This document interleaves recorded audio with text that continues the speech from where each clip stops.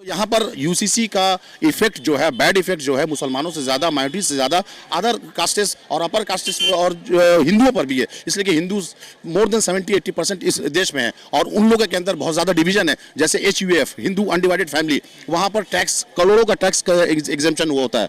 अब वहाँ जाइए, अब हिंदुओं के बीच में नॉर्थ और सेंट्रल में दयाभागा स्कूल ऑफ लॉ है, मिताक्षरा स्कूल ऑफ लॉ है, जिसके अलग अलग तरीके हैं, जिसके अलग अलग इंडेरेंस हैं, जिसके अलग अलग एडॉप्शंस के लॉ है, जिसके लॉ ऑफ इनहेरिटेंस अलग अलग, जिसके राइट्स अलग अलग है, जिसके एडॉप्शन के पावर अलग अलग, जिसके हकूक, औरतों का हकूक, शेयर इन प्रॉपर्टी अलग अलग है। तो वो सबको कैसे एक साथ गवर्नमेंट कर सकती है? ये सरकार हिंदुओं के लिए कैसे एक करेगी? जहाँ पर एक नागालैंड पकड़ ले, जहाँ बोला जाता है कि यूसीसी लाएंगे, मगर वहाँ के MP, खुद इनके MP बोलते हैं कि हम आग लगा देंगे, हम अपने आप को जलाकर राख कर देंगे अगर ऐसा हुआ। Provisions of law when the marriage of Muslims when there are कि 4 शादी इन लोग कर सकता है। तो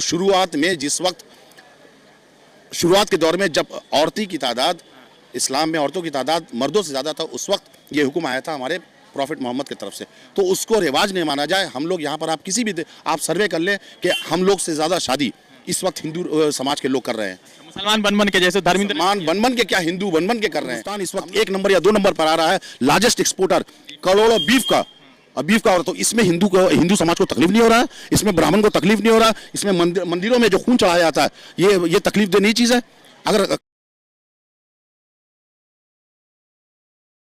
यूसीसी आना चाहिए, मुसलमानों को टारगेट किया गया कि यूसीसी आ जाएगा तो मुसलमानों की 4 शादियां ख़त्म हो जाएगी और भी तमाम तरह की चीज़ें, प्रॉपर्टी वाली बात ख़त्म हो जाएगी कि मुसलमानों के यहाँ लड़कियों को जो है 25% की प्रॉपर्टी मिलती है। तमाम विषय पर लगातार जो है लोग बात कर रहे हैं। हालांकि जो देश का जो मीडिया है वो इस बात को भूल जा रहा है कि ना ही ब्लूप्रिंट आया, ना ही ड्राफ्ट आया, ना ही किसी तरह की कोई बात हो गई। तो एक लॉयर हैं, आरिफ जी हैं, इनसे कई बार हमारी बातचीत हुई है इस मुद्दे पर, तो इन्हीं से जुड़ेंगे कि बातचीत करेंगे कि आखिर यूसीसी जो है मुसलमानों के लिए अगर घातक है, हिंदुओं के लिए घातक है, तो मुसलमानों को क्या मिल रहा है, हिंदुओं को क्या मिल रहा है? ये बड़ा महत्वपूर्ण सवाल है और इस सवाल पर हम बात करेंगे। आरिफ भाई, सबसे पहले कि यूसीसी को लेकर, यूनिफॉर्म सिविल कोड को लेकर लॉ कमीशन ने लोगों से सवाल पूछे, लोगों से राय मांगे, आपके हिसाब से क्या सुझाव है यूसीसी को लेकर लॉ कमीशन को?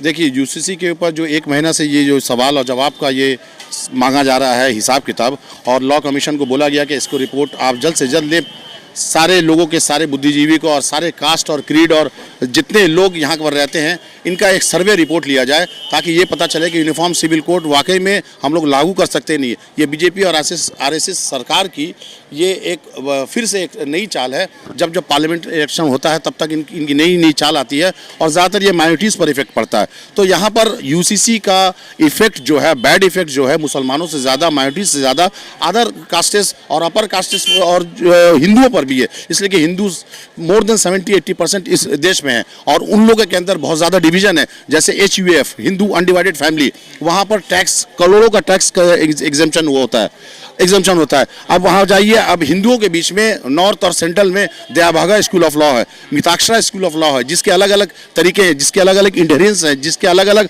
एडॉप्शंस के लॉ है, जिसके लॉ ऑफ इनहेरिटेंस अलग अलग, जिसके राइट्स अलग अलग है, जिसके एडॉप्शन के पावर अलग अलग, जिसके हकूक, औरतों का हकूक, शेयर इन प्रॉपर्टी अलग अलग है। तो वो सबको कैसे एक साथ गवर्नमेंट कर सकती है? ये सरकार हिंदुओं के लिए कैसे एक करेगी? जहाँ पर एक नागालैंड पकड़ ले, जहाँ बोला जाता है कि यूसीसी लाएंगे, मगर वहाँ के MP, खुद इनके MP बोलते हैं कि हम आग लगा देंगे, हम अपने आप को जलाकर राख कर देंगे अगर ऐसा हुआ तो। मणिपुर के आप देख लीजिए, 2 कास्ट आपस में लड़ रही है और वो आपसी ऐसा लड़ाई है कि ये कास्ट की लड़ाई है और ये कभी ख़त्म नहीं हो सकती है।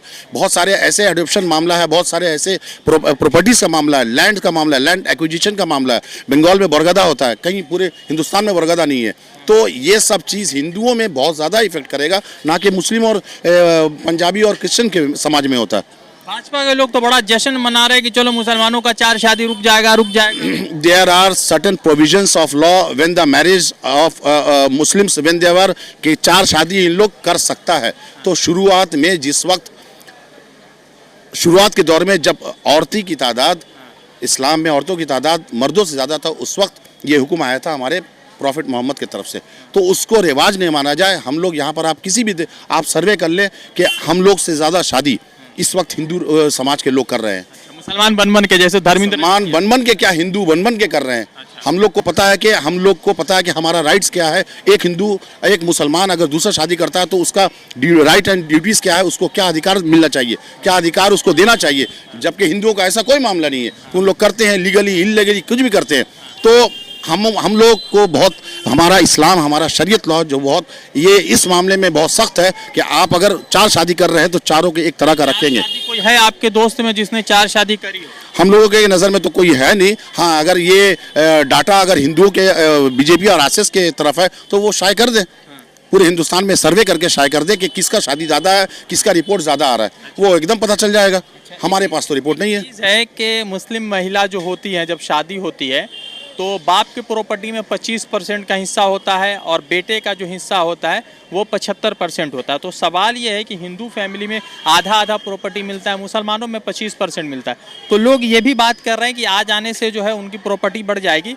तो इसको किस तरह से, क्योंकि लड़की जब शादी करके जाती है तो उसके शौहर के प्रॉपर्टी में भी तो उसका आधा अधिकार मिलता है। तो इस पर बात नहीं हो रही, बाप के प्रॉपर्टी में क्या मिल रहा है इस पर बात हो रही। देखिए, ऐसा है कि हमारा शरीयत का लॉ फिक्स्ड है और वही हम लोग के लिए अटल है। हम लोग शरीयत के लॉ पर चलते हैं और इंशाअल्लाह ता क़यामत चलेंगे। उसके साथ साथ हम लोग संविधान को ही मानते हैं, उसके साथ साथ देश के कानून को ही मानते हैं। हम लोग simultaneously criminal code of law को ही मानते हैं और हम लोग यहाँ के जो कानून नाफिज होते हैं उसको भी मानते हैं। अगर हमको तलाक का मामला है तो हम शरीयत को लेकर अगर रूबरू अगर हम तलाक का मामला पेश आया और हम लोग उसके ज़रिए हम लोग तलाक ले लेते हैं तो हमारे ऊपर है।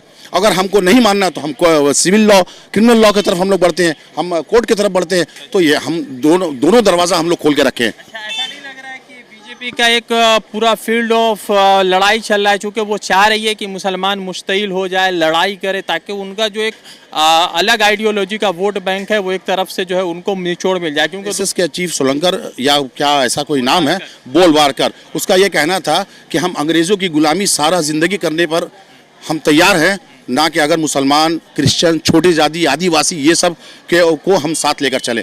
तो उन लोगों का यही फार्मूला है कि 2024 या 2025 तक हिंदू राष्ट्र बना दिया जाए, जैसे मुसलमानों के लिए पाकिस्तान है, जैसे फला के लिए ये है वो है। तो यहाँ पर ये खूबसूरती यही है, यूनिटी इन डाइवर्सिटी। हम लोग जहाँ रह रहे हैं वहाँ खूबसूरती ये है कि हम different religions, different customs, different tribes, different systems को लेकर हम लोग चल रहे हैं। यहाँ की सोसा है, ये शगुफा है, ये छोड़ दिया गया हवा में, उसको देखा जा रहा है कि कैसे इसको मुसलमान अपना रहे हैं। तो मुसलमानों को इस वक्त बहुत ही सोच और दिमाग से काम लेना है कि इस वक्त इन लोगों के जाल में ना फंसे, दिलो दिमाग ठंडा करके अपने आप शरीयत जो बता रहा है, द इंडियन कॉन्स्टिट्यूशन जो बता रहा है, द इंडियन लॉज जो बता रहा है, हम लोग दोनों कानून को लेकर चलते हैं। शरीयत लॉ भी चलते हैं और हमारे इंडियन लॉज हम लोग लेके चलते हैं। सारे अयोध्या के पंडित जी लोग आए हैं, उनका कुछ इंटरव्यूज़ आया है, उन्होंने कहा कि हम लोगों से ये राय नहीं मांगा गया कि यूसीसी को इम्प्लीमेंट किया जाए या यूसीसी को किया जाए।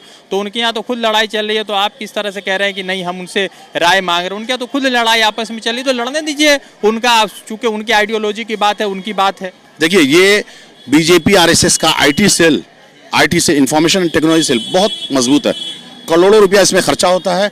ये सिर्फ और सिर्फ खर्चा इसलिए होता है कि देश बर्बाद हो, देश बर्बाद होकर देश जुड़े नहीं देश टूटे, देश को तोड़ दिया जाए, ऊंची जाति को नीची जाति से कभी मिलाया नहीं जाए। अगर मिलाया जाता तो आज ब्राह्मण के साथ छोटी जाति को लेकर बैठ के, आज देखिए आप थोड़े दिन आगे एक ब्राह्मण, एक बीजेपी वर्कर एक पेशाब करता है छोटे जाति के ऊपर और वो वायरल होता है लाखों की तादाद में। क्या ये मामला क्या है? आप गोमित्र आप पीजिएगा तो आपको ये सब होगा। आप एक स्टेट में गाय को मानते हैं, दूसरे स्टेट में आप गाय को स्लॉटिंग करते हैं। और हिंदुस्तान इस वक्त 1 नंबर या 2 नंबर पर आ रहा है, लार्जेस्ट एक्सपोर्टर करोड़ों बीफ का। और तो इसमें हिंदू समाज को तकलीफ नहीं हो रहा है, इसमें ब्राह्मण को तकलीफ नहीं हो रहा है, इसमें मंदिरों में जो खून चढ़ाया जाता है ये तकलीफ देने चीज़ है। अगर जो हम खा रहे हैं, आपको क्या दिक्कत है? हम जो जिस समाज में रह रहे हैं, हम जिस हिंदुस्तान में रह रहे हैं, हमारा भी हक है हमारे यहाँ रहना। हमारा कॉन्स्टिट्यूशन हमको आर्टिकल 25 to 31 ये समाज, freedom of right of speech, freedom expression, freedom to do anything under the provisions of law, ये समाज हमको भी तो दिया, ये कानून हमें भी दिया। ये सिर्फ कानून आपके लिए नहीं है। इस्लाम में एक हदीस है कि कहा यह गया कि आप कुछ ऐसी चीज़ें ना बनाएं जिसका इस्तेमाल आपके पड़ोसी को जाए और उसको तकलीफ हो। तो आपका पड़ोसी तो हिंदू भी हो तो छोड़ दीजिए ना, क्यों खा रहे? बंद कर है कि हमारा पड़ोसी अल्हम्दुलिल्लाह मुसलमान ही होता है, और हमारा अगर पड़ोसी अगर हज़ारों की तादाद में, लाखों की तादाद में अगर कोई हिंदू होता है तो आप यहाँ सर्वे कर लें, अगर यहाँ 10 भी हिंदू है तो किसी एक को तकलीफ नहीं होता है। इसलिए कि अगर 10 हिंदू है, अगर उसका होली मनता है, आप इस बगल गली में चले जाएं तो उन लोग जो होली जिस तरीके से मनाता है, हम लोग खड़े होकर देखते हैं। हम लोग लाखों की तादाद में 10 आदमी को होली मनाते हुए देखते हैं। वैसे हमारा जो होता है कुर्बानी, वो हम लोग पर्दे में करते हैं, वो ओपन हम लोग कभी नहीं करते हैं। और इस पर तो ज़्यादा से ज़्यादा पुलिस और महकमा का, ये एडमिनिस्ट्रेशन का मीटिंग पे मीटिंग चलता है, और हम लोग इस पर एज ए लॉ अबेडिंग सिटीजन हम लोग इस पर खड़े उतरते हैं। चाचा, क्या लग रहा है आपको, यूसीसी आएगा? कुछ ही इरादा इस पर सरकार का? नहीं, ऐसा कोई तो इरादा नहीं है। इरादा होगा तो फिर तो हम लोग हैं। मेरा गला फंसा हुआ, अभी हम बोल नहीं पाते हैं। अब बहुत अच्छा बोल रहे हैं, मेरा भाई है। ठीक है। द इंडियन खबर, सच आपके सामने।